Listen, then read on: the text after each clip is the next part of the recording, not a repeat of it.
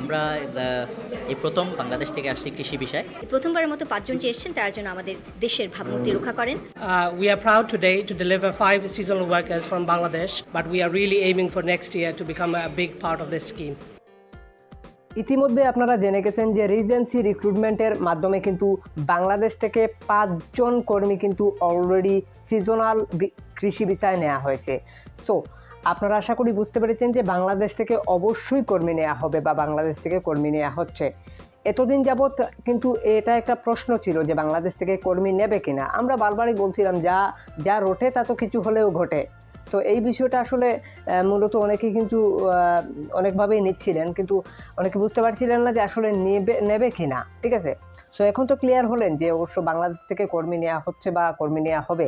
এই যে 5 জন গিয়েছেন ওনারা রিজেন্সি রিক্রুটমেন্ট লিমিটেডের মাধ্যমে গিয়েছেন। সো আপনারা কিন্তু চাইলে একই রকমভাবে অ্যাপ্লাই করে আপনারাও চাইলে কিন্তু যেতে পারেন। অবশ্যই এটার জন্য পদ কিন্তু খুবই কম, কিন্তু যত তাড়াতাড়ি করবেন ততই কিন্তু ভালো। ঠিক আছে, অ্যাপ্লাই করে নেওয়াটাই সবচেয়ে বেটার। অ্যাপ্লাই করার জন্য বিভিন্ন কোম্পানি আছে যেগুলোর মাধ্যমে আপনি অ্যাপ্লাই করতে পারেন।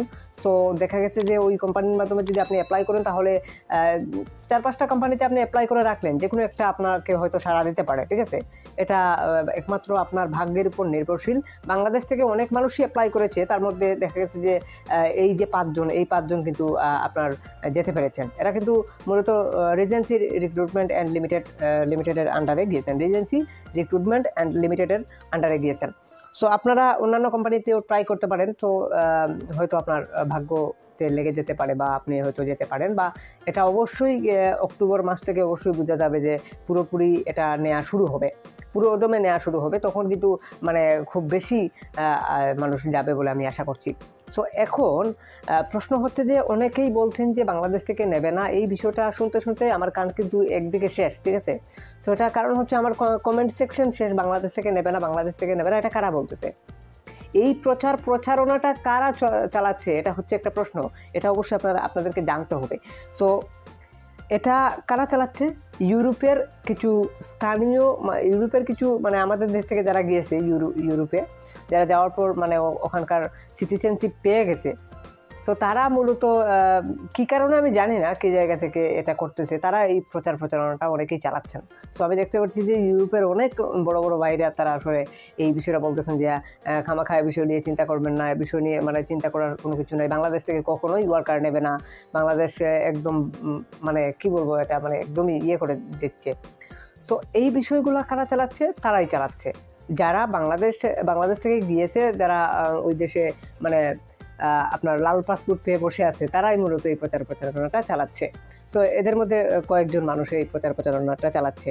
তাছাড়া আরও কিছু আছে যারা অবশ্যই সঠিক ইনফরমেশনটা দিচ্ছে যে হ্যাঁ অবশ্যই আপনারা আসতে পারবেন বা এটা আসার কোনো একটা প্রসেস আছে, অবশ্যই আপনারা অক্টোবর মাস থেকে জানতে পারবেন। এই বিষয়গুলো অনেকেই কিন্তু বলতেছেন, কিন্তু এর মধ্যে কিছু লোক আসলে থাকে, তারা মূলত আসলে চায় না যে আমরা মূলত বাংলাদেশ থেকে এরকমভাবে যাক বা গিয়ে কেউ বড় হয়ে যাক বা এরকম একটা কোনো কিছু হতে পারে, এটা অনুমান করতেছি। যাই হোক, তো যারা এই প্রচারণাটা চালাচ্ছে, ঠিক আছে, সো এই বিষয়গুলো থেকে একটু বিরত থাকবেন।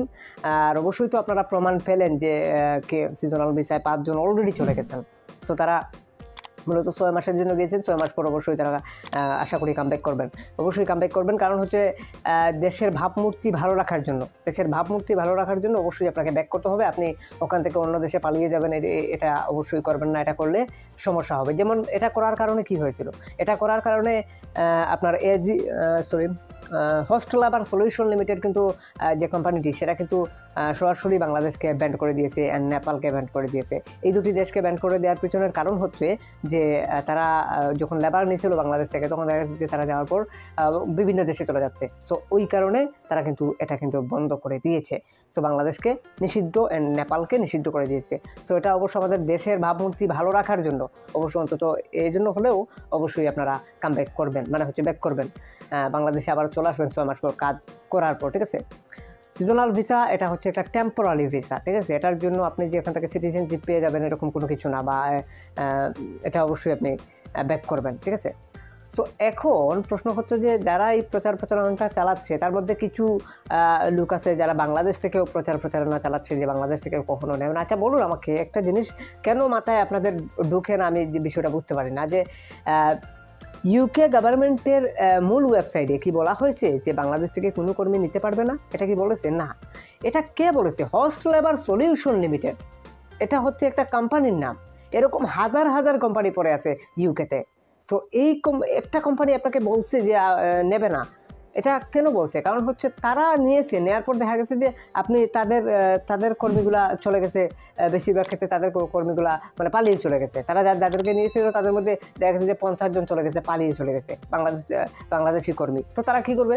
তারা ভাবলো যে এদেরকে এনে তো কোনো লাভ নেই, এরা তো বাঙালি ভালো না, চলো এখান থেকে ব্যান্ড করে দিই এদেরকে। তো তারা তাদের কোম্পানি থেকে ব্যান্ড করে দিয়েছে। এরকম হাজার হাজার কোম্পানি পড়ে আছে। এটা অবশ্যই আপনাকে বুঝতে হবে। কনকর্ডিয়া ইউকে লিমিটেড, এটা এই কোম্পানিটা বাংলাদেশকে এখনও কিন্তু রাখে নাই লিস্টে, ঠিক আছে?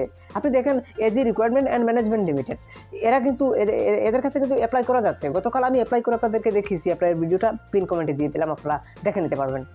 সো এখানে আপনাকে অবশ্যই বুঝতে হবে যে কোম্পানি আপনাকে ব্যান্ড করেছে, কোম্পানি আপনার দেশকে ব্যান্ড করেছে, তাতে তো কোনো সমস্যা নেই। একটা কোম্পানি বন্ধ হলে কি হবে? এক দরজা বন্ধ হলে 70 দরজা খুলে দেয়, খোলা হয়ে যায়, আল্লাহ মানে ইসলামে আছে। তো এই বিষয়টা আপনাকে বুঝতে হবে যে কোম্পানি বলছে যে নেবে না। এখন এটা কি ইউকে গভর্নমেন্ট বলতেছে? এটা কি ইউকে গভর্নমেন্টের কোনো এই ওয়েবসাইটে বলা আছে? হ্যাঁ, না। তাহলে কেন আপনি এখানের মধ্যে আপনি হতাশ হবেন? এখানে হতাশ হওয়ার কোনো কিছু নাই। অবশ্য যে সময় যে ইনফরমেশনটা আসবে, সঠিক ইনফরমেশন অবশ্যই আমার চ্যানেলে আমি দিয়ে দেওয়ার চেষ্টা করি। অবশ্যই চ্যানেলটি সাবস্ক্রাইব করে সবাই সাথে থাকবেন।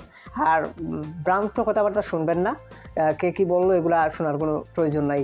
আপনি অবশ্যই যার ওঠে, একটা কথা বলি আপনাদেরকে, যার ওঠে তা কিছু হলেও ঘটে, ঠিক আছে? এই বিষয়টা মাথায় রেখে অন্তত চলবেন, ঠিক আছে? সবাই ভালো থাকুন, সুস্থ থাকুন। আজকের মতো এই পর্যন্তই। Hit the subscribe button and press the bell icon. খোদা হাফিজ।